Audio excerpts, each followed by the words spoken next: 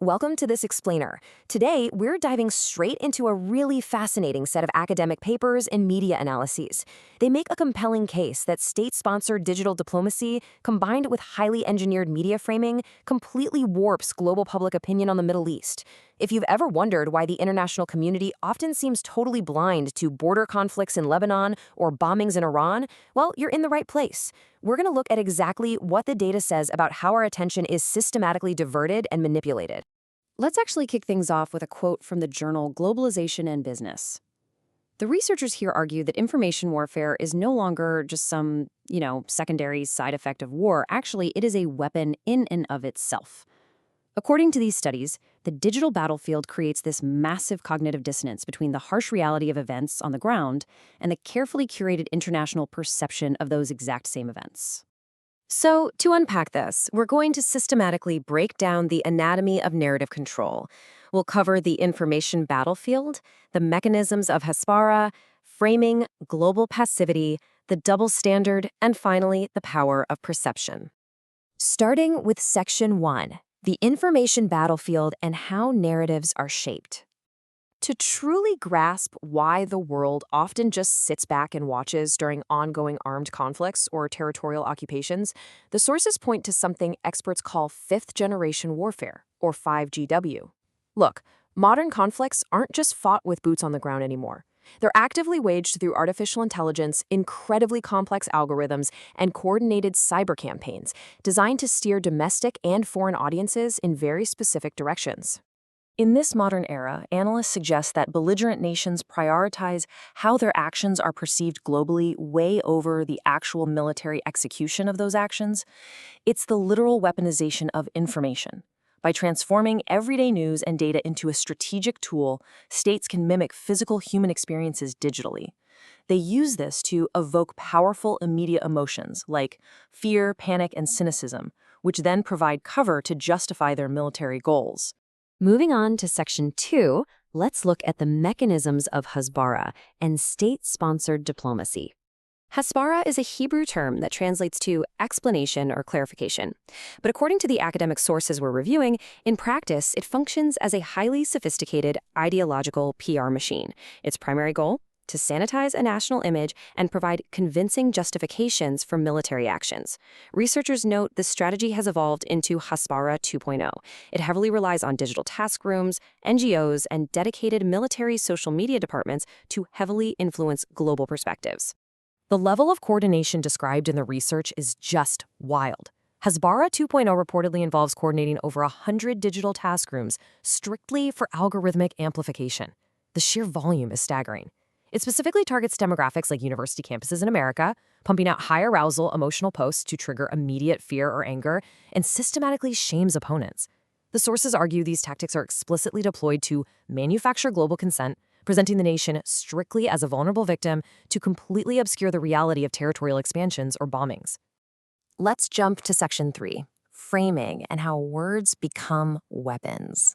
When researchers analyze Western media framing, they uncover a deeply distorted image that completely alters how international audiences judge foreign bombings.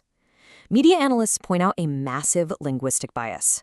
When the US or Israel takes military action, it is overwhelmingly framed as self-defense, deterrence, or retaliation. But when countries like Iran or factions in Lebanon respond, that exact same cycle of violence is framed as escalation, provocation, or aggression.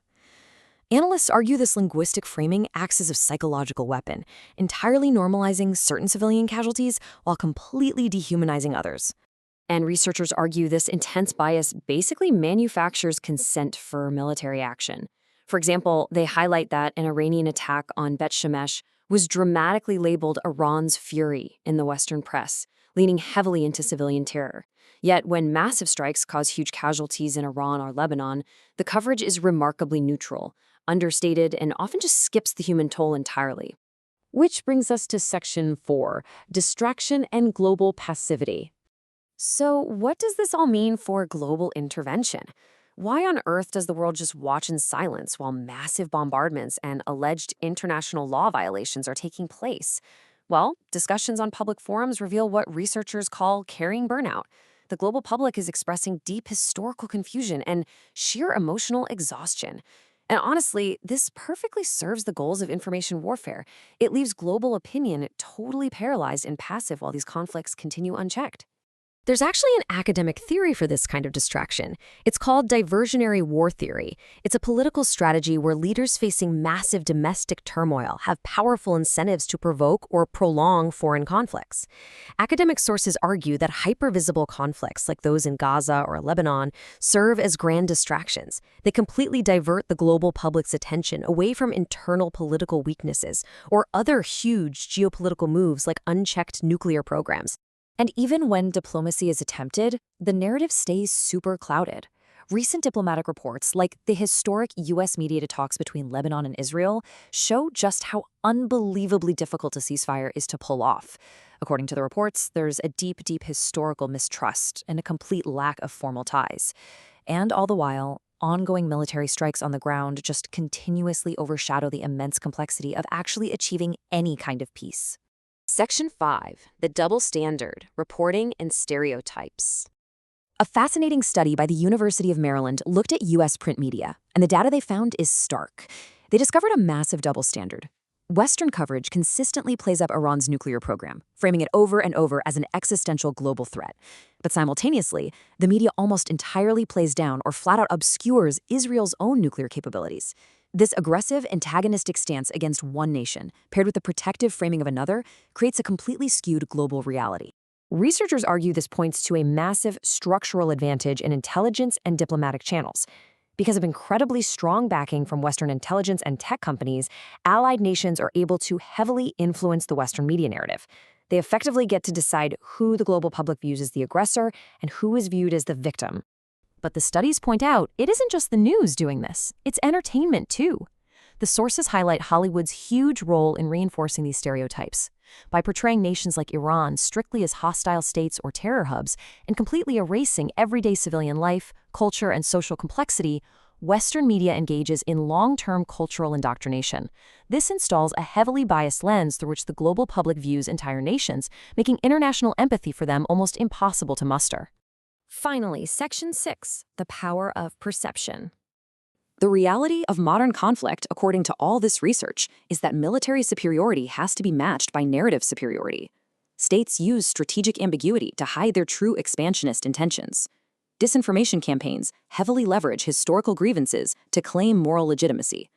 The ultimate outcome of this digital fog of war is that the global public absolutely struggles to clearly identify alleged violations of international law. The truth just gets buried under algorithmic noise. So active media literacy is really our only defense against this kind of cognitive framing designed to legitimize aggression. Countering these highly funded, state-sponsored narratives requires demanding verified facts, practicing highly conscious digital engagement, and maintaining an acute public awareness to challenge the oversimplified, one-sided stories we're fed every single day. I want to leave you with this thought. What invisible lenses are shaping your view of the world right now? Consider how the information you consume today might be a carefully crafted weapon, and ask yourself, what realities on the ground might it be intentionally hiding from you? Thanks for joining me on this explainer, and keep questioning what you see.